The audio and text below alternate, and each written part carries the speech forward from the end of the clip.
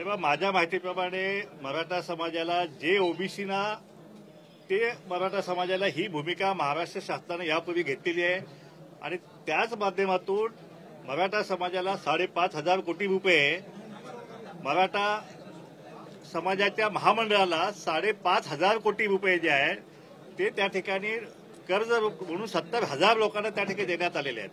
550 कोटीचं कर्ज सुद्धा त्यांना माफ करण्यात आलेलं आहे आणि त्याचप्रमाणे फीमध्ये त्याला सवलत दिली आहे। जे हॉस्टेल जे आहे ते जे ओबीसीला तेच मराठा समाजाला आहे। मग असं असताना आणखीन वेगळं आरक्षण काय पाहिजे हे मला कळत नाहीये। घटनात्मक ओबीसीचं आरक्षण हे घटनात्मक आरक्षण आहे। 15/4/16 प्रमाणे त्याला निकष पूर्ण करावे लागतात आणि मराठा समाज हा असे निकष पूर्ण करत नाहीत। हे सगळ्या जे रिटायर्ड हायकोर्ट जजेस गेले त्यांनी सांगितलेलं आहे, सगळ्या पक्षाने सांगितलेलं आहे, सगळ्या नेत्यांनी सांगितलं की मराठा समाज मागासला नाही आहे। जे काय आरक्षण आता त्यांना मिळत आहे त्यांना ईडब्ल्यूएस मधून 10% 8.5% आरक्षण जे आहे ते आता मिळत आहे आणि त्याचप्रमाणे ओपन कॅटेगरीमध्ये सुद्धा त्यांना मिळत आहे। आता ते जे म्हणतात की आम्हाला कुणबी दाखले द्या आणि ओबीसी मध्ये घाला। दाखल्या देऊन ओबीसी मध्ये घालणं एवढा सोपा तर विषय नाही आहे, कारण त्याला शेवटी मागासले पण सिद्ध करावं लागेल आणि हे सिद्ध गेल्या 5-6 आयोगांनी जे आहेत ते मराठा समाज हा मागासला नाही असं सिद्ध झालेलं आहे। तर पुन्हा तोच अट्टहास करायचा आणि संपूर्ण शासन आणि सगळा हा ओबीसी समाज जो आहे सगळा वेठीस धरायचा हे काय बरोबर नाहीये। ओबीसी नेत्यांच्या कार्यकर्त्यांची घरं जाळायची, दुकानं जाळायची, त्यांचे हॉटेल जाळायचं हे जे महाराष्ट्रामध्ये जे आतापर्यंत जे काय संवादाचं जे वातावरण जे होतं ते या ठिकाणी त्याला कुठं धक्का पोहोचत आहे। जो पुरोगामी महाराष्ट्र आहे, शिवरायांचा महाराष्ट्र आहे, या महाराष्ट्रामध्ये हे ओबीसी सुद्धा त्याचे लेकर आहेत, हे मावळे आहेत। होता जीवा म्हणून वाचला शिवा आणि आज या जीवाच्या पिढ्या ज्या आहेत ते उद्ध्वस्त करायला काही मंडळी निघालेले आहेत आणि ह्याचं मला अतिशय दुःख होत आहे। याला आमचा विरोध आहे आणि कुठल्याही परिस्थितीत ओबीसी मधून मराठा समाजाला आरक्षण देण्यासाठी हा आमचा विरोध राहील। आता कुणबी दाखले देण्याचा जो प्रकार सुरू आहे, आता आम्ही निजामाचा समजू शकत होतो। 11,000 नोंदी निघाल्या, 2.25 कोटी नोंदी। आता आमची माहिती अशी आहे की सरसकट शाळांना मुख्याध्यापकांना कलेक्टरच्या माध्यमातून सूचना दिल्या गेल्या अशी आमची माहिती आहे आणि आता ज्या जुन्या नोंदी आहेत तिथं पेनानं समोर जिथं मराठाची नोंद आहे तिथं समोर कुणबी लिहायचा कार्यक्रम सुरू आहे। म्हणजे अशा प्रकारे गावागावातल्या शाळांमध्ये जे आहे असा कार्यक्रम सुरू आहे। अशा प्रकारे संपूर्ण सरसकट मराठा समाजाला जे आहे ते या कुणबी म्हणून दाखले देण्याचा हा जो कार्यक्रम सुरू आहे महाराष्ट्रामध्ये याला आमचा विरोध आहे। म्हणून ही जी शिंदे समिती आहे, शिंदे समितीला असा कुठल्याही प्रकारचा असा अधिकार नाहीये। घटनात्मक दृष्ट्या जो समाज मागासलेला आहे त्याच्या बाबतीत नोंदी शोधायच्या आणि नोंदी शोधून हे करायचा हे सुद्धा घटनेमध्ये कुठे लिहिलेलं नाहीये। कारण स्वतंत्र देशामध्ये 2 कालेलकर कमिशन, मंडल कमिशन असे कमिशन नेमलेले आहेत आणि त्याच्या माध्यमातून कुठल्या जाती मागासलेल्या आहेत, कुठल्या मागासल्या नाहीत ह्याचं सर्वेक्षण झालेलं आहे आणि आता किती वेळा सर्वेक्षण करणार आहे हा। आणि सुप्रीम कोर्टाने सुद्धा सांगितलंय की मराठा समाज मागासला नाहीये।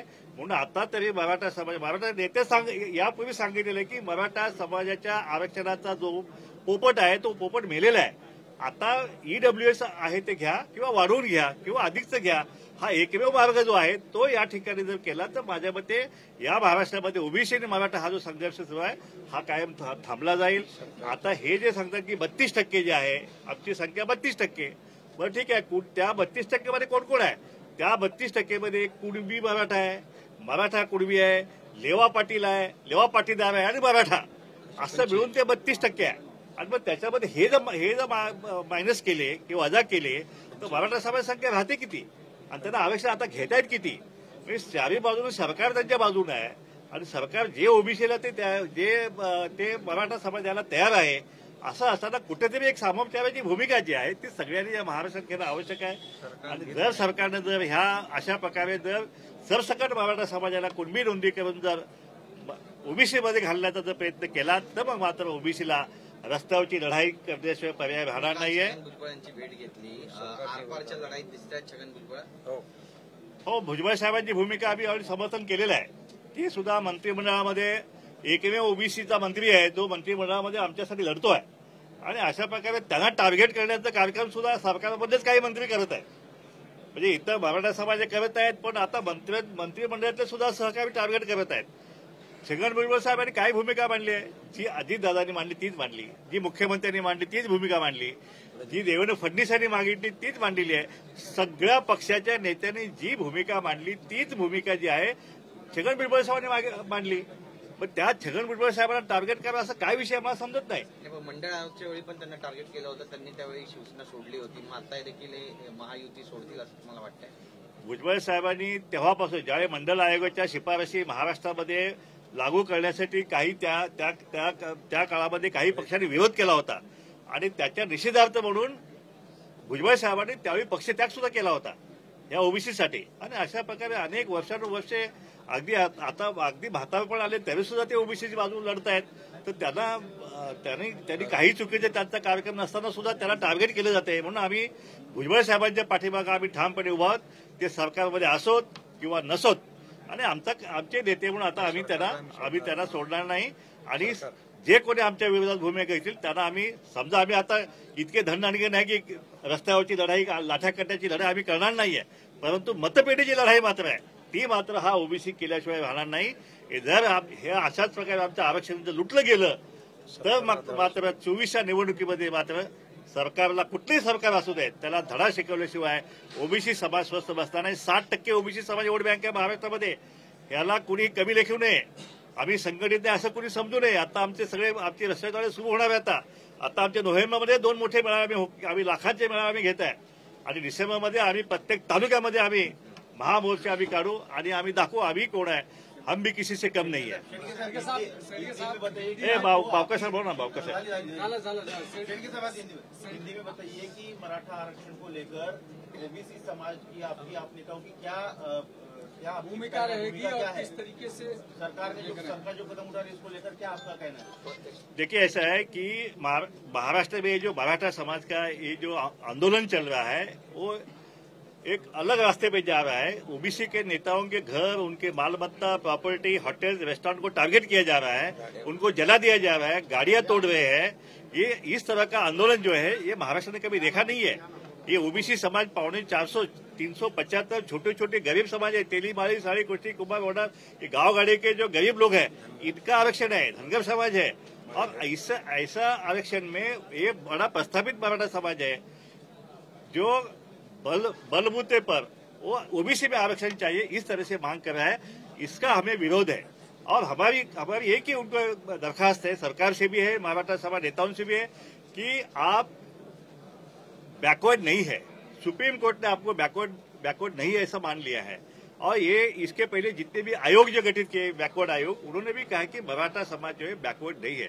इसके बावजूद भी हम बैकवर्ड नहीं है तो भी हम ओबीसी में हम बैकडोर से हम एंट्री करेंगे और हम ओबीसी का आरक्षण लेके रहेंगे. ये भूमिका जो है गलत है. उनका 50% के ऊपर का जो ईडब्ल्यूएस आरक्षण है 10% में से अभी 8.5% आरक्षण उनको मिल रहा है. इसके बावजूद भी अगर उनको और ज्यादा चाहिए तो उनको 10% का जो है ऊपर बढ़ा के और भी ज्यादा ले सकते हैं या तो अलग से आरक्षण ले सकते हैं. बट ये रह गया बाजू में नहीं हमें ओबीसी में से चाहिए, हमें जो भी आरक्षण ओबीसी में चाहिए. ये क्यों, किस लिए? ये जो गरीब समाज है इनका जो सूखी रोटी है, रोजी रोटी है वो छीन के लेने में क्या आपको मजा आ रहा है समझ में नहीं आ रहा है. तो आप अलग से आरक्षण ले लीजिए, हम आपके साथ में रहेंगे. लेकिन किसी भी सूरत में एक कुणबी समाज का सरसकट मराठा समाज को कुणबी समाज का सर्टिफिकेट देके ओबीसी में लाने के लिए पूरा महाराष्ट्र के ओबीसी समाज का विरोध है. किसी को ओबीसी का आरक्षण को धक्का न लगाते हुए, किसी को छेड़छाड़ न करते हुए हम आरक्षण दे रहे हैं. आपको लगता है कि किसी को धक्का न लगाते हुए, किसी को हाथ न लगाते हुए आरक्षण दिया जा रहा है? नहीं गलत है. क्योंकि अभी जो शिंदे समिति जो है, शिंदे समिति की व्याप्ति जो है वो उन्हें पूरा महाराष्ट्र में कर दिया है. निजाम का जो ये था वो हमने मान्य कर लिया.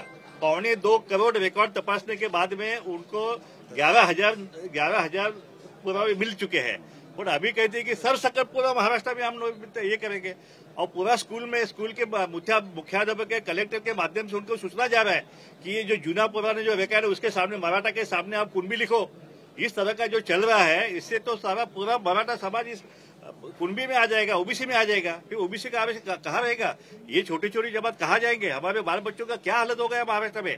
तो इसलिए हमारा ये सरकार के इस निर्णय का जो है कि शिंदे समिति पूरा महाराष्ट्र में पूरा मराठा समाज का कुटुंबीकरण करेगी, इसका हमें विरोध है। और सरकार ने ये आदेश तो पीछे नहीं लिया तो हम कोर्ट की लड़ाई जो है हम उसको चैलेंज करेंगे। प्रकाश जी, जिस तरीके से मराठों ने अपना शक्ति प्रदर्शन किया, अलग अलग मोर्चे निकाले और जरंगे पाटिल लगातार अनशन पर हैं, आप लोग क्या प्लानिंग कर रहे हैं सरकार को, क्योंकि सरकार लगातार कह रही है शक्ति उनके पास है? देखिए, सरकार ने हमें आश्वासित किया था कि हम किसी भी सूरत में हम ओबीसी के आरक्षण धक्का नहीं लगने देंगे। हमने उनका विश्वास किया है और इसलिए हम चुप बैठे। हमारा जो आंदोलन चल रहा था हमने वापस ले लिया है और अभी ये जो अभी चल रहा है इससे हम पूरा हमारा ओबीसी समाज भयभीत हो चुका है, पूरा डिस्टर्ब हो चुका है कि ये क्या चल रहा है, बैकडोर से ये सब चल रहा है। तो इसलिए हमारा उसको विरोध है और सरकार से हमारी विनती है कि आप इसको तुरंत आप इसको समाप्त कीजिए। ये जो भी चल रहा है महाराष्ट्र में, स्ट्रिक्ट भूमिका लेके आप भूमिका स्पष्ट कीजिए कि आप ओबीसी के आरक्षण धक्का नहीं लगने देंगे। हम कल देवेंद्र फडणवीस को मिले हैं, उन्होंने कल स्पष्ट किया है कि हमारी तो भूमिका यही है कि ओबीसी को हम धक्का नहीं लगने देंगे। आज हम मुख्यमंत्री महोदय से मिलने जा रहे हैं, उनकी भी भूमिका भी हम समझ लेंगे और आगे का निर्णय जो है वो आगे का निर्णय हम लेंगे। 17 तारीख को जो एक मोर्चा निकालने की तैयारी साहब ने की है, उसको कैसे देखिए, ऐसा है कि दिवाली तक हम चुप बैठेंगे। दिवाली के बाद में 17 तारीख को हमारा जो अंबड़ में जो है बड़ा मोर्चा की हम तैयारी किया है। उसके बाद में 26 तारीख को 26 नवंबर को हिंगोली में लाखों के तादाद में ओबीसी की रैली जो है, ईदगाह रैली हम ले रहे हैं, जिसमें जगन भुजबल जो है उसका नेतृत्व कर रहे हैं और महाराष्ट्र के सभी ओबीसी नेता जो नाना पटोले जी है, बावनकुळे जी है, मुस्लिम समाज के सब नेता हमारे साथ में हैं। जितने ओबीसी के नेता है सब नेता अगर एक व्यासपीठ पे आके ये ओबीसी समाज को आश्वासित करेंगे कि ये महाराष्ट्र में ओबीसी समाज जो है, ओबीसी समाज के पीछे सारी ताकत जो है वो नेताओं की है। शेंडगे साहब, आपने महाराष्ट्र के बाहर के भी नेताओं को न्योता दिया है क्या, जो ओबीसी समाज का नेतृत्व करते, किनको बुलाया है? हमने महाराष्ट्र के बाहर जो तेजस्वी यादव है उनको न्योता दिया है और कर्नाटक के मुख्यमंत्री जो है जो ओबीसी है उनको भी हमने बुलाया है, सिद्धरामैया जी को। इस तरह से महाराष्ट्र का ओबीसी जो है वो पूरा देश के ओबीसी के साथ में जुड़ाने का जो है वो हमारा प्रयास है।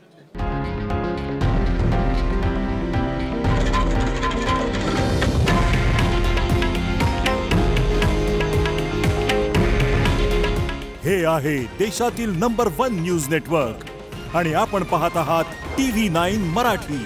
काळजी तुमची, हित महाराष्ट्राचं।